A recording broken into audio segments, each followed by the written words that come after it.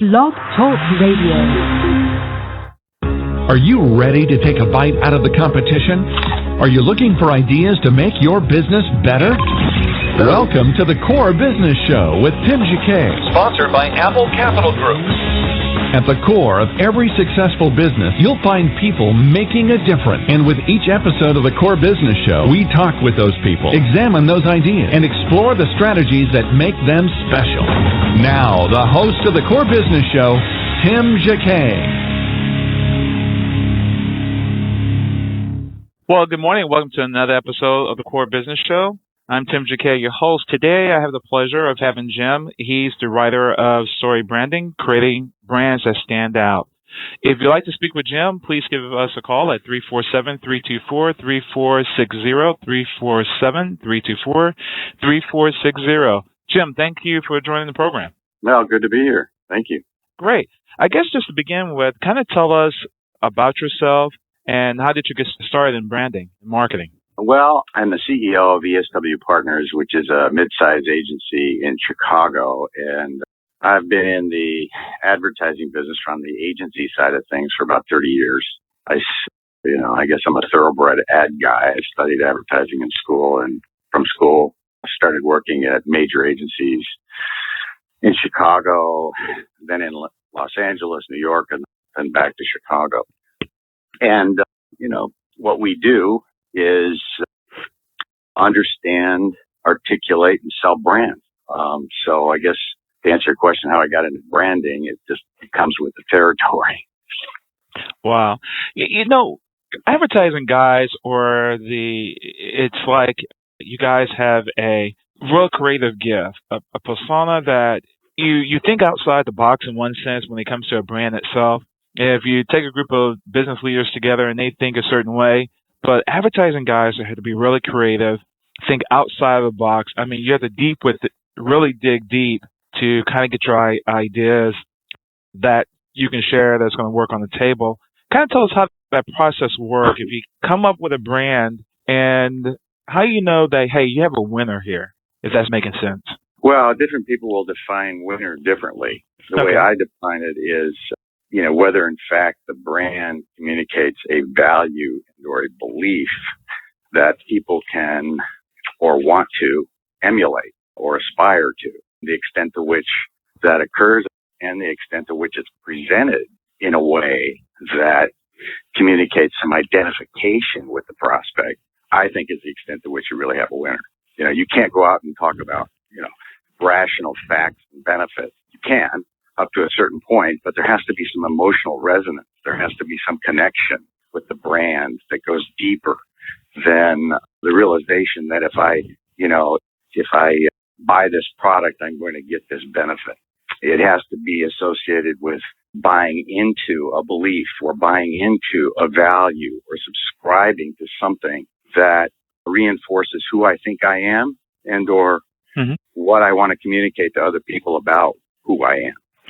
If, for example, if you go back in time and dealing with a product itself, when a product comes out, when a client comes to you and say, this is this product, and you know that, hey, it might have a good story behind it, but this is not a really good name for the product. Why don't we refocus this way? Have you ever run into certain situations that you have to go with a client and say, hey, you might want to rethink this particular product because it is not making the connection that you see as a brand? Often. Happens all the time. Companies, entrepreneurs, people who have the vision for, what their product can do and what difference it can make often have, come from sort of a rational perspective. They think in terms of, if the consumer can get this out of the product, they will buy it, And what we have to help them see and articulate is that, ultimately they've got to get more than something functional out of their product, that it's got to resonate with them emotionally. So we come at it from a right brain perspective.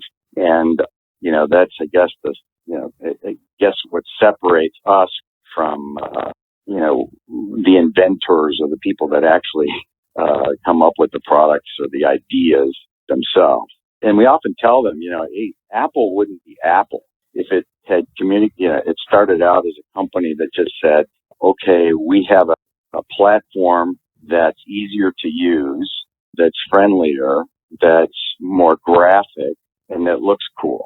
They wouldn't be what they are today. Apple is Apple because of the ideal that it somehow embodies, the ideal of creative expression, of being different, of being unique, and that's what we oftentimes have to do. We have to take those functional differences that the product provides or the brand provides and somehow communicate in addition to what makes it different, what difference this is going to make in your life and help you to, better express who you are and what you want people to identify you with. Okay. If we back up with Apple's situation, that's kind of a interesting story. There was a story out, I think, some time ago, not too long ago, about Steve Jobs, how he started as a hippie and, done all these creative things, but was a creative mind. And it was a fun product. And I remember in the 80s when Apple came out, and it was the first PC, and then IBM came out with their version, which was cheaper. But people liked the Apple brand, but it was more expensive. And, some people will go ahead and pay the $1,000 more for it, for the graphic interface and the simplicity. Some people really couldn't afford it because even during that time to get a computer in the mid 80s, I remember it as costing $3,500, and this was like $1,000 more. But, then it came to his challenges, and not until he came back into the company after being booted out is really he saw, hey, we really need to do things a little bit differently. And I know that you run into that same situation with some of your clients that comes to you and say, hey, you have to take this different approach from it. And some of them, I guess your clients just don't even see it. Is there particular brands, not particular brands, particular industries that are really hard to try to wrap a story around, if that's making sense? Yes. Is a few, go ahead. The ones that come to mind are insurance and banking. They all say the same thing, basically, and it's really hard because, basically they're selling commodities. I mean, an insurance policy is an insurance policy. Some banks have functional differences, but, they focus more on their functional differences than they do on their overall identity. And when it comes to banks and insurance, many of them tell us what they want us to think about who they are and what they believe in. And we don't like to be told what to think or how to perceive something. We like to figure that out for ourselves. And that's that's the book I wrote, Story Branding, is really based on that. It's somebody, Andrew Stanton, the creator of WALL-E and Toy Story and a few other. He has a great presentation on TED for anybody who's interested, and he talks about the importance of. I'm trying to think what the word is that he uses. The theory of two. It has something to do with the theory of 2 + 2. That we don't like to be told what the answer to 2 + 2 is. We like to figure out for ourselves. That's where the fun is. That's where the engagement comes from with stories and with brands. We don't like to be told, you're going to feel cared for, or we're friendly, or, we like to kind of discern the extent to which they are friendly and or care for us ourselves. And I think that sometimes brands, especially in the area of banking and insurance, they sometimes get in their own way, by telling us too much about how to think or who they are. It's like the guy who tells you how cool he is. Cool people don't tell you they're cool. They just don't. The extent to which they tell you they're cool is the extent to which they are not cool. And that's often, I think, one of the biggest problems that those two categories and others experience. So when a client comes to you to try to tell you how, well, not tell you, but I guess they're coming to your agency for advice, what do you sit down and tell them? They make their presentation about their brand. I think most of us have the ideas of what happened in the 50s and 60s, what we've seen with advertising agencies. But what do you actually tell a particular company when they come to you looking for you to brand them? Well, it could be, a number of different things coming out of research that we might have done on them, something that we were able to find out about how they're perceived, and, an insight or a problem that we believe needs to be overcome. Oftentimes that's a starting point. But where we try to get to is, and this is our philosophy, and it's not shared with everyone, and it really comes out of this whole story branding approach, is we start with understanding what they stand for, not what they want to stand for necessarily, or who they think they should stand, or what they think they should stand for. We look for the real value that in fact permeates within their organization. Because that's where authenticity lies. Oftentimes brands try too hard, to be what they think people want them to be. They go to focus groups and they say, geez, would you like us to be this way, or would you like us to be that way? And whatever the focus group says, they, go, oh, maybe I should try this, and then they try that, it doesn't work, and they go back to another focus group and they ask the same questions, and they become something different. And over time, they become both confusing and ingenuous to consumers. So rather than create that problem, we nip it in the bud from the beginning and try to define what the brand really stands for. We look into its history. We look into its vision. We look into, its approach to not only its customers, but how it approaches its employees. And by doing so, we extract the brand story. We never create the brand story. We always find it or explore it or excavate it within the brand itself. And that just happens to be our approach, which we obviously happen to believe in. But there are other approaches that different agencies use as well. Okay. Any success stories that a product, well, without naming it, out of fairness, it's really up to you. But for example, that came to you that was just a real tiny little company, and the product definitely worked and really took off. Anything that really stands out to you that you kind of can share that particular story? Sure.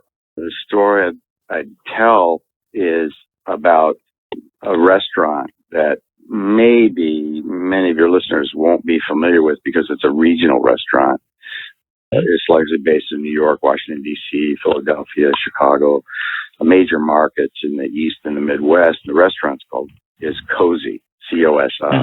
And when we went to them, basically they had been advertising with a theme line, Simply Good Taste. And, first of all, we acknowledged with them that they were really communicating something that anybody could communicate. And furthermore, they were talking about sort of like the bare essential benefit that you want from a restaurant is, good taste. We had to somehow, ladder up or communicate what it was about their taste or the taste of their food that it would make it more impactful, more appealing.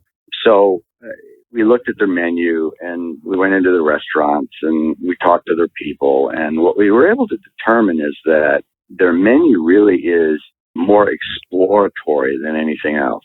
You don't go there and just get hamburgers and, the run-of-the-mill type of sandwiches. They have tandoori chicken and they have, Italian beef. I mean, they have sandwiches that are very international in their whole cuisine was very international. And we went out and talked to consumers and found out that these were the same types of people that by nature are very exploratory. These are the people that would always be on the cutting edge. Technology, for instance, they'd be the ones standing in line the night before the new iPad is introduced. They're always looking for new experiences and that's a central value that motivates them.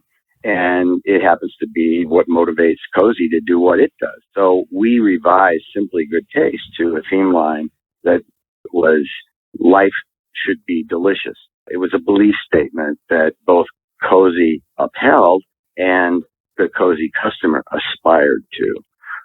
So, in effect, what we found was that resonant theme, if you will, that would attract people most likely to like what Cozy had to offer. And we went beyond talking about the benefit of good taste, and we talked instead about the value of exploration. Wow. Kind of back us up regarding story branding. What is story branding? Well, it's a planning approach that we use to help clients, or brands, I should say, help brands become more like stories and less like sales pitches. A story is something that engages, inspires, and motivates, and it does it by communicating various values and beliefs.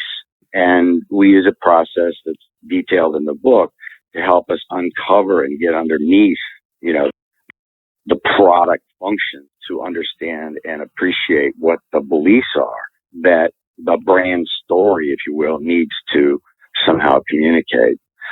And, in effect, to define story branding, it's really a process and approach where the brand becomes a story to be told. Wow. And how does that particular system work? Well, a story is nothing more than a character with obstacles and a goal. The story is about how the character deals with those obstacles to achieve a certain goal.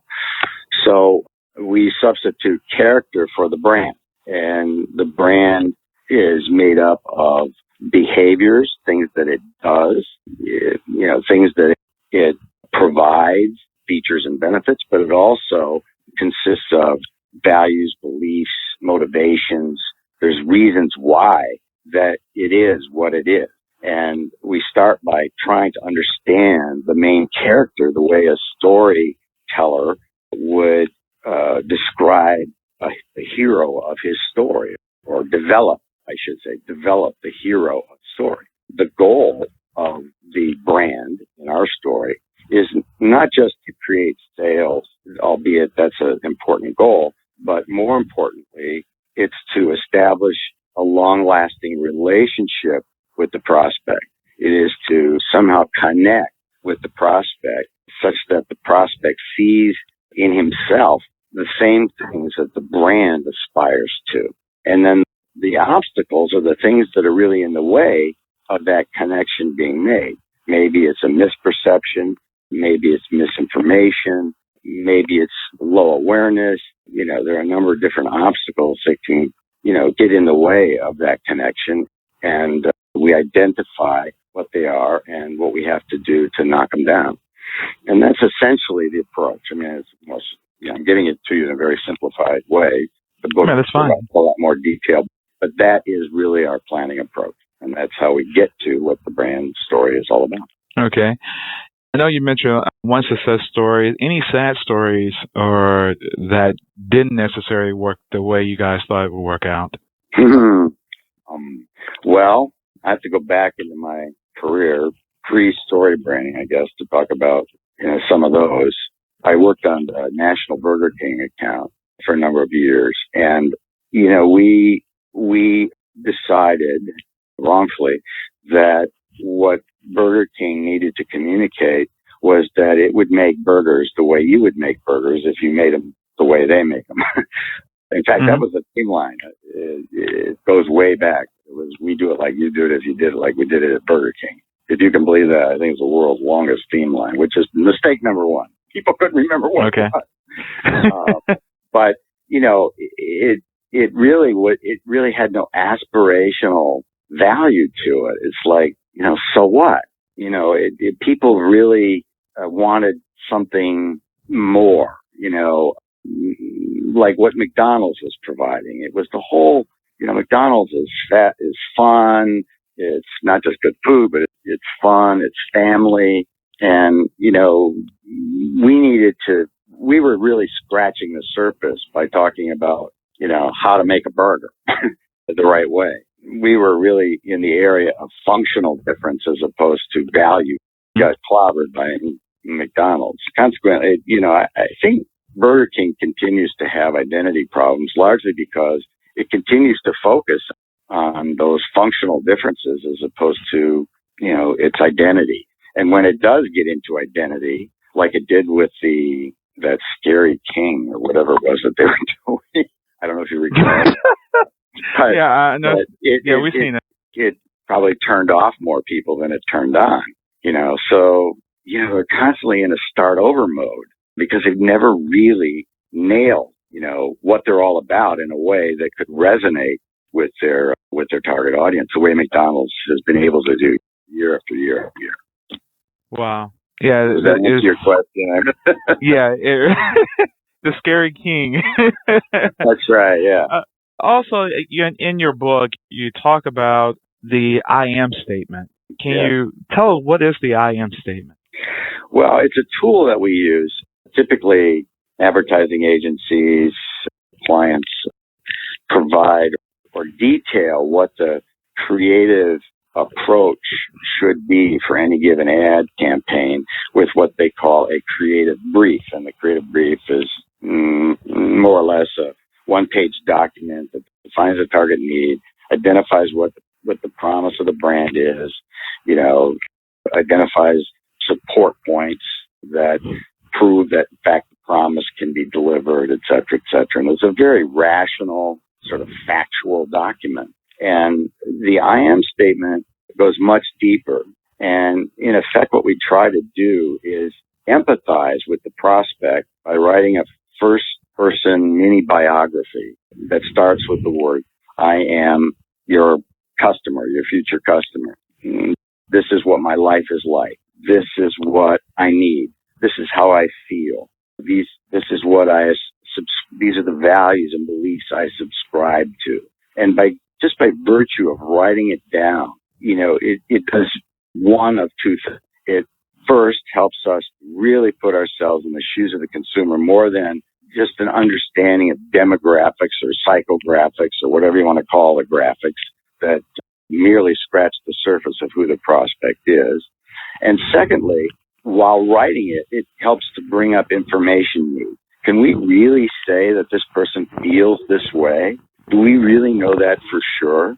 What more information do we need to garner before we can say safely that in fact is how the aggregate consumer feels about this given situation or brand or what have you? And so it's a very, taxing exercise, but it really helps us to become a hell of a lot more insightful about the prospect than we could be otherwise. Wow. And then in your part 3 of your chapter, you say, telling the story, the big T's versus the small T's. Yeah, it's, the small T's or the small T truth is, it communicates a meaning that it's really your truth. It's what you think of yourself. It's like the cool guy coming in and saying, I'm a cool guy, that's his truth. But the big T truth is your takeaway. It's the meaning you ascribe to that person who tells you how cool he is. And your big T truth may be, this guy's not cool at all, because he wouldn't tell me he's cool if he was, and so that big T truth is the more important truth. How you're coming across, not just by what you say, but how you say it is far more truthful and more important to the person on the receiving end than the truth that you provide as a sender of information. And a couple of questions here. If you had an ideal client, what would you like to see out of that client? If they came to you for services, hey, this person has everything that I want, and I don't have to reinvent the wheel. If they came to you, what do they really need to have to give to you? Well, first and foremost, the vision. Knowing why they're doing what they're doing. That goes beyond the profit motive. We just had a client come in a couple weeks ago, and she's starting a wellness center. And, we asked her, okay, so what is it, if you could describe what it is that you want to communicate to the world, what would that be? And she basically said that movement is everything. And I said, what do you mean by that? And she said, until you move your body, you really don't experience life to the fullest. Movement is where satisfaction comes from, and movement is everything basically. And I'm oversimplifying this to make the point, but the point was she knew exactly what her business was about. She knew exactly what values she wanted communicated through her brand. We didn't have to dig deep, as we oftentimes do, to extract the values. She put it right out there for us to take and work with. Not that we don't mind doing the work that needs to be done, but it's certainly a lot easier when an entrepreneur, a brand, will come to us and say, this is what I believe. This is why I'm doing what I'm doing. This is what I want to share with the world. This is the difference I want to make. Oftentimes, we're presented with, well, we need to increase our share by 5 points next year, or we need to increase shareholder value or improve our return on investment from leads.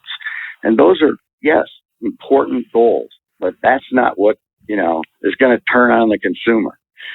We've got to somehow translate what the brand is all about in a way that is going to resonate with consumers and help us achieve those financial goals that we're often presented with.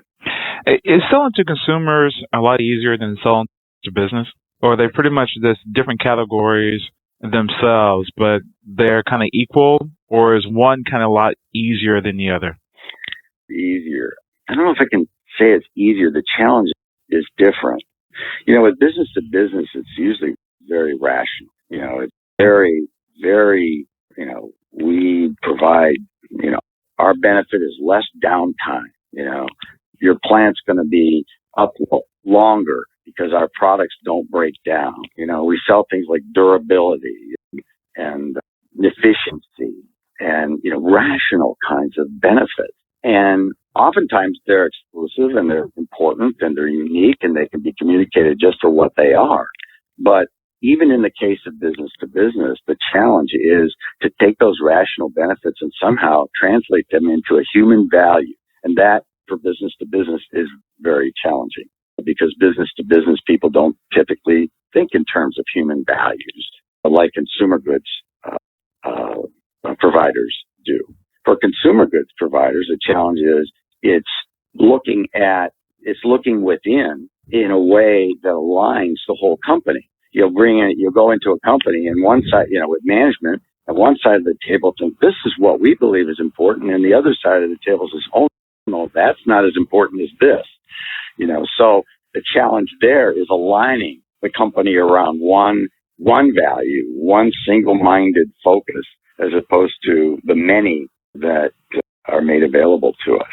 So, they're both equally challenging and different in what they are. Okay. And the last question here is regarding the competition. There's always room for someone to be at the top.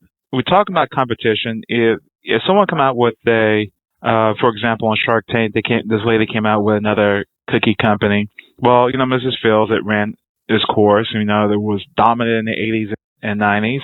It now comes, in the past. You had the cookie company came out in the 90s. Then another person coming in. Is there, for competition, can you always say there's always room to compete, regardless whatever the product is? It depends. There is such a thing as oversaturation. And, I just read that Kraft dropped Greek yogurt from their array of brands because that category is now overly saturated. It's really hard, very expensive to get noticed. And I can't offer a judgment as to whether that was a good decision or a bad decision, but I do know that those kinds of decisions get made, in light of how much it's going to cost and the likelihood of success, given the number of competitors that are already doing something similar.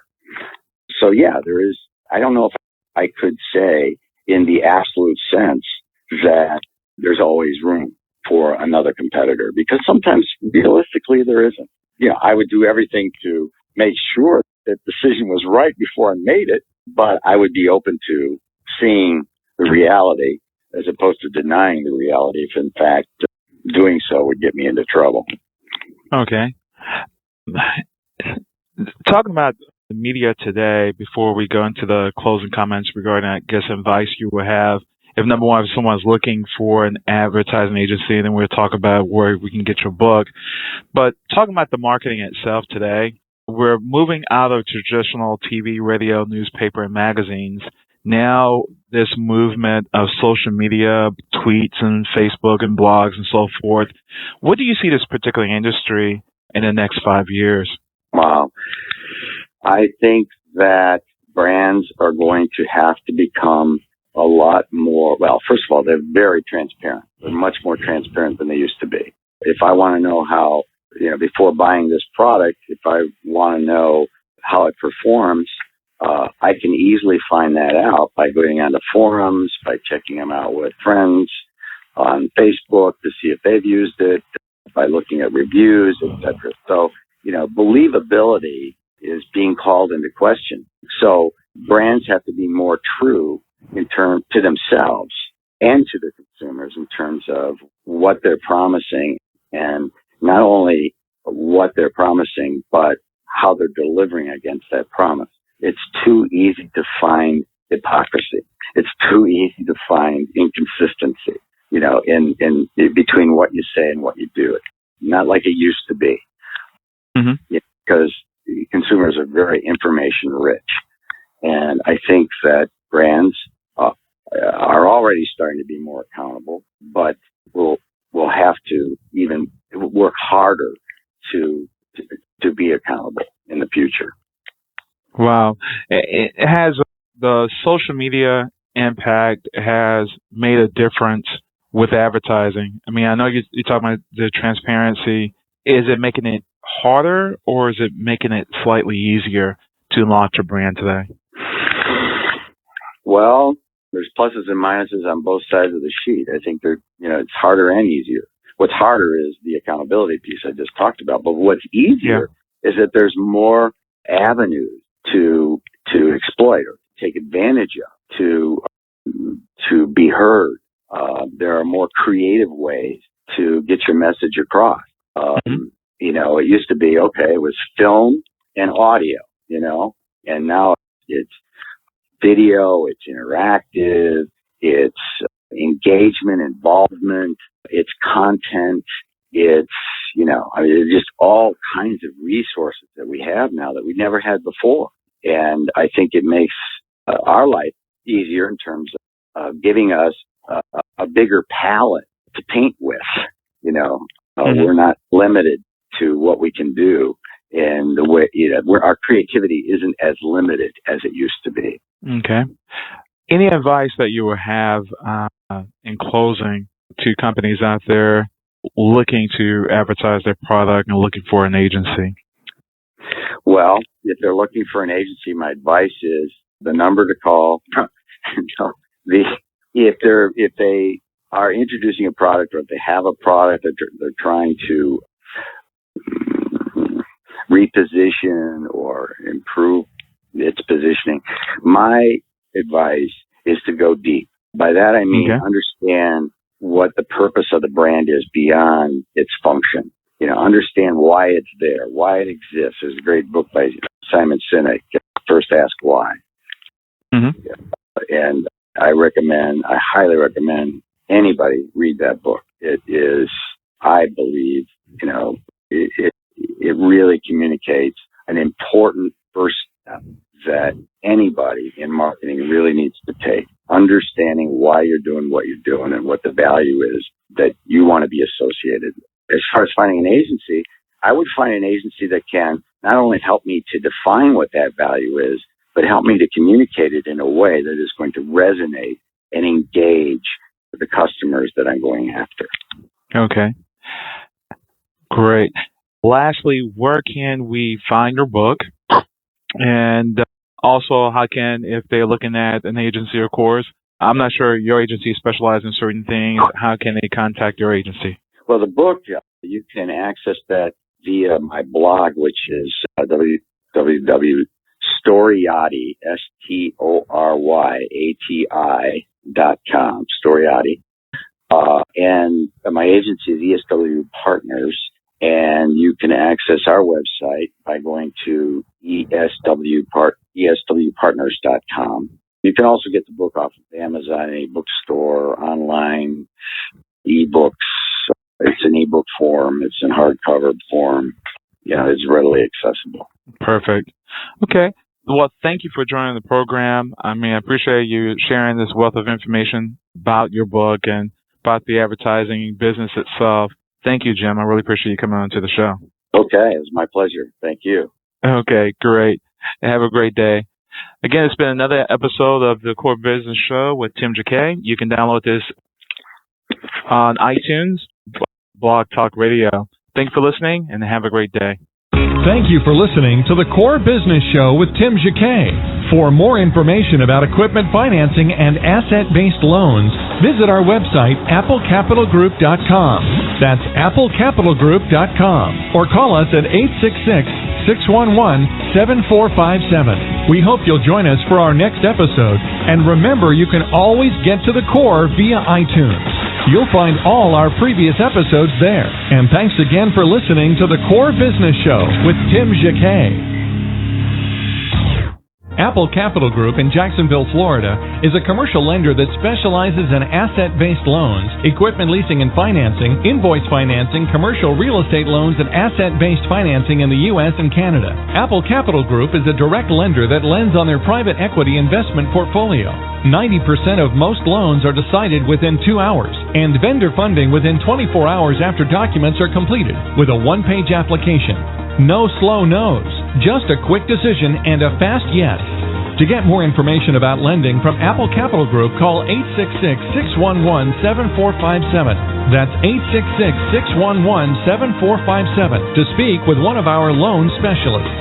Or visit us right now at applecapitalgroup.com.